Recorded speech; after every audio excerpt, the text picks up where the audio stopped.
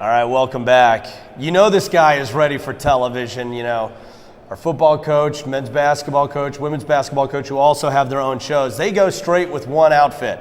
But this guy, like Superman, goes into the phone booth and comes out in a different outfit for segment number 2. You're looking very good. Well, I didn't know I was going to get called out on that, but thank you very much. Yeah, I got an outfit number 2 here. This is the crimson part of my wardrobe. Well, and we'll actually talk about that a little bit, about moving product. We're helping out Adidas here by showing off some of the gear, but a little change in the baseball culture from when I first arrived in Bloomington, in that the crowds are getting bigger. The varsity shop is set up. They sold out of, I believe, hats and T-shirts one time. The culture is changing around the program. And that's something, you know, when you put your checklist together and taking over a program, and you know, you knock off recruiting. You got to get the players and all those things, but it is. I mean, we've tried to not only from a fan perspective, start at the grassroots and try to build that fan base, but the people in the varsity shop, you know, I laugh and wink because I've kind of been a thorn in their side, and about the gear and stuff, and it's been nice to see that people do have an interest in getting that stuff and the hats and things, and we have been selling it, so that's a good thing. But it's just one more thing on the checklist of building a program, and that's something that we take a lot of pride in doing.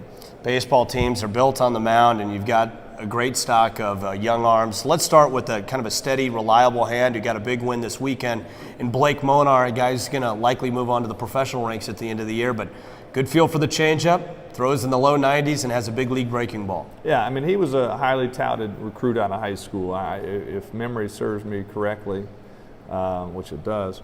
Yeah, I think one of the professional organizations that ended up drafting him, I'll nameless, I don't know all the rules here, but you know, said he had the best high school breaking ball, best that they saw and evaluated that year in a draft. So, you know, I think he's done nothing but help himself in terms of what he wants to do in furthering his career. But I just had a conversation with him the other day in the dugout. You know, how do you want this thing to end? The thing being your career at Indiana, because I don't think we're going to get him back after this year, and he said, I want to win a championship. So, you know, very much a team guy, but he's going to be fun for the IU fans to follow in the future.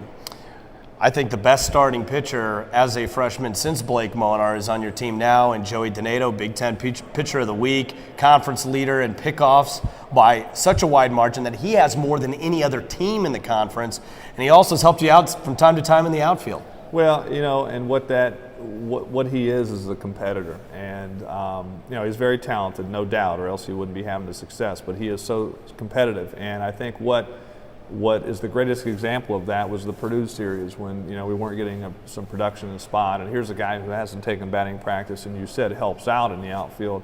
We insert him in the lineup off a very good pitcher, and what's he do his first at bat? He rips a double off the wall. He's just a winner, and he's something that, you know, we as I think back on this year and look at this, is so thankful he's here, because I think it's a great, we've got great kids. We've made some steps in the right direction, but I look at that freshman class and some of the guys, and Joey included, we've got a bright future too. Well, and Coach Greenspan is tired of me heaping praise on this next guy, but just love his demeanor on the mound. He's possibly going to set a record for single season saves as a freshman. Also has piled up some wins, and that's Ryan the Gangster Halstead. I was going to say, you root for him more because of his musical talents or whatever, but no, he's something too, because it goes back to, you know, with Joey, competitive kids, and the fact that you know, we had Chris Squires last year, who we loved, and it was so comforting to turn the ball over to him in the offseason. I'm going, what are we going to do? What are we going to do? And then from the very first weekend, because I think it was the game 3, Coastal Carolina, that he came in the most pressure-packed situation you can, an extra inning game, a marathon game, and just for the first college outing settled in and acted like a 15-year veteran in the big leagues. I think that said a lot about him as a person, but it certainly made our job easy the rest of the year to say, okay, we got a lead late. Here you go, Ryan, go get him. Well, it doesn't end there when you look at Brian Cordy, who's got excellent movement on his pitches, Chad Martin, who's got that nice plane throwing down, a lot of depth on this staff. And that's one of the things that we needed so desperately last year, and I think Coach Neal did a real good job in identifying kids and addressing that in recruiting, but it has been. It's been a plus for us, because if somebody just doesn't have it that day, which happens in athletics and particularly in pitching, hey, you know what? They've got the faith and the confidence in the guy to come behind them to pick them up, and I don't think it's a one-year wonder. I mean, some of these guys, you point out, are very young, so we're going to have this luxury and continue to build on that as we do our recruiting in the future. But it's been fun to see, because last year we asked some guys to do things they weren't capable of doing, position players throwing and stuff, and you got to win with pitching and defense, and I like our pitching. Your team, undefeated against the Big East, has competed very well against Southern teams in the RPI Top 100, undefeated against ranked teams as well. There was just a rough 8 days in the middle of the season that might have cost Indiana a chance for the Big Ten regular season championship, but there's no reason, if they played the way they did against Northwestern and for 7/8 of the year leading into that rough 8-day stretch, that Indiana can't be the Big Ten tournament champions and go to another tournament. No, I agree with that. I've tried, believe me, over these past days. I mean, I've gone through the full range of emotions, because you're taking a team, and you and I talked about it, arguably one of the best teams that we've had, sitting at 25-12 when you hit a rough stretch. And every team's going to hit a rough stretch. It's just unfortunate that ours came at that certain time. The ironic part of that is here is what we think is one of the better teams we've had. Now you're fighting tooth and nail to get in the tournament. But I would venture to say there's not anybody out there, our players included, that would deny the fact that if and when we get in that tournament, it's not just a fluke that, if you go on and win this thing. I mean, I think our guys and me, and I believe that we generally would have a chance to win that thing. But, we've got to play well down the stretch to make that happen, because, you just said, we just went through a bad stretch at the wrong time.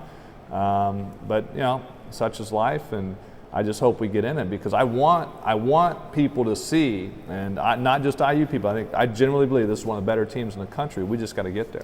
Well, and you talk about that 09 team that did make the tournament. There was similar soul searching after that spring break trip. Yeah, same thing. And the good part about that team, which is different than this one, is we hit our stretch early when it didn't matter within conference. And I mean, maybe I jinxed myself when I'm saying this team's so darn easy. We're just so consistent. And I've told people I would have lost my house, my bank account, my cars if you would have said this team could ever lose that many games in a row. But that's why we love the game of baseball, because it is so unpredictable. It is the most humbling game in the world, and it certainly did that. It came out and punched me in the gut. But I like the way we responded here recently, and I think we've got, and I know we've got the ability to do that down the stretch. And talk about your overall philosophy on scheduling. Since you took over, the schedule at Indiana has ramped up considerably. You've got midweek games against teams the caliber of Louisville, Kentucky out of the Southeastern Conference, the best teams out of the Missouri Valley, which is a very strong league in baseball. And that really has kind of boned up your team to get ready for Big Ten tournament play. Well, my philosophy has always been, you got to get yourself ready for conference play, and I think you got to know what you've got, prior to conference play. I think there's scenarios where sometimes teams will fool themselves where, maybe you play a lighter schedule or something like that, and it doesn't identify and highlight areas that you need to work on or areas that you're good. Hey, like for example, we talked about closer. Hey, we feel pretty good here because we've seen this person already in tough scenarios. But it doesn't allow you to coast, and I like, and we're going to continue to do it in the future. I mean, I think to be the best, you got to play the best, and that's probably the simplest way to sum up my philosophy on scheduling. All right, for our next segment, we're going to actually show you playing a little flag football in the fall. Your overall philosophy on playing with your players in the intramural flag football league here at Indiana, and apparently you guys do fairly well. What do you mean apparently? We're two-time defending champion. No, people look at it and they like what in the world? You're mid-40s still out there running around. But what I think it does a couple things. One, it allows you, relationships with your players and whatever. It's far-reaching than just baseball. It's fun. But I think really the thing for me is it gets to see me, or I get to see my kids in competitive situations that, because if you're a competitor, you're a competitor. And I don't care if it's baseball or basketball or ping pong or tennis. Unfortunately, you showed me that. But I got Micah Johnson next week. Well, you'll take him down, no problem. Yeah, there's no problem. But it's fun. It's fun for me to see my kids compete in other areas than baseball, and I like to get out there with them because it also allows me an opportunity not just to say the things, but also hopefully show them a little bit about, hey, if this old geezer with gray hair that's fallen out can still do it, you know, and I don't know. I mean, but we have a lot of fun doing it. We're going to continue. My goal is to do it until I'm 50. But yeah, we're 2-time defending intramural champions. All right, well, we're going to see some footage of the Peyton Manning of the 45-46 bypass coming up next here on the Tracy Smith Show. Now, baseball has the Griffies. Ken Sr., Ken Jr. hit back-to-back home runs. Last year, there's a first in the history of intramurals here at Indiana University. You and your son connected on a father-son touchdown combination. Well, actually, it was last week, and my wife was here, and it's funny because she's been going to these games for over 15 years and rooting me on as an undergrad even, and now that she has a son that's an undergrad, and yeah, I have to believe that's a first in intramural history, the father-son touchdown combination. It's that sixth sense. Well, now, I got a question for you, Casey. Most college students are embarrassed of their parents anyway when they come down for Parents Weekend. What's it like playing intramural sports on a college campus with your dad? Let's just say people don't know that much until I guess right now.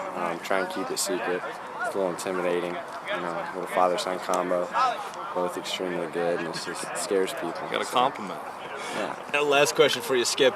In all seriousness, you feel that this is a good team-building activity, and it's something that the guys have a lot of fun doing. In all seriousness, I mean, there is a method to the madness, and why we do this, because it does. It brings the guys close together. And this league starts, and it kind of coincides with our fall practice season, but it gives our guys a chance to play and be competitive in something else other than baseball. And they do take a lot of pride in, and you get people who start understanding it's baseball, a varsity sport. They want to knock off a varsity athlete and intramurals.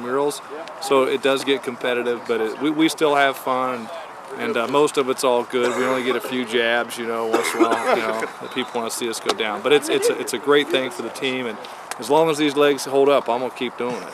All right, obviously last week you connected with your son for a touchdown, but there's one play to win the championship, tie score, and you got to go to one guy. Who's the go-to? Who's the Jerry Rice? Who's the Don Hudson? Well, right now I got to say Curitan's made some plays on the ball that we'd like to see those plays on the ball on the baseball field. We get that same aggressiveness, we're good to go. So watch, if the score is tied or close, watch me roll right and throw back left. That's our play.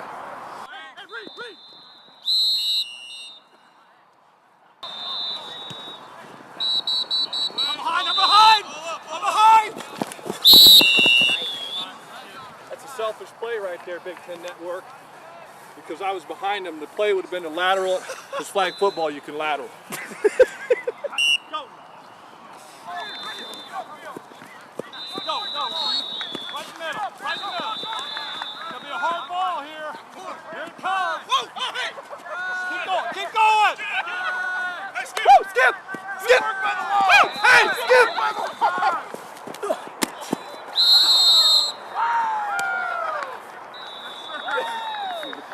Half hour later. 1, 2, or 3. A lot of light, a lot of commotion right there.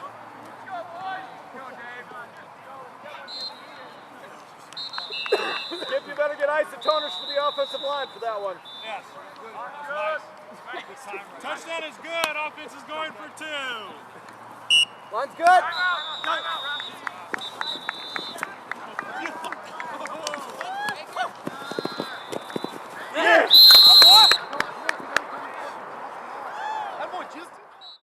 The Bucket is back in Bloomington. Coach Wilson and his boys bring in a new era of Indiana football. The excitement is growing, and there's a new attitude. You can feel the intensity from the fans, the players, and the coach. Win today.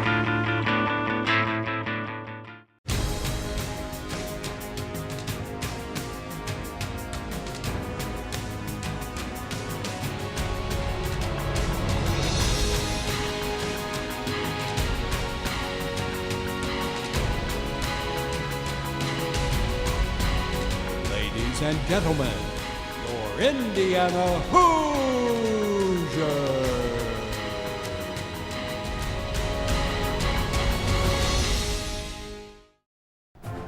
That wraps up the Tracy Smith Show. We'll see you next time.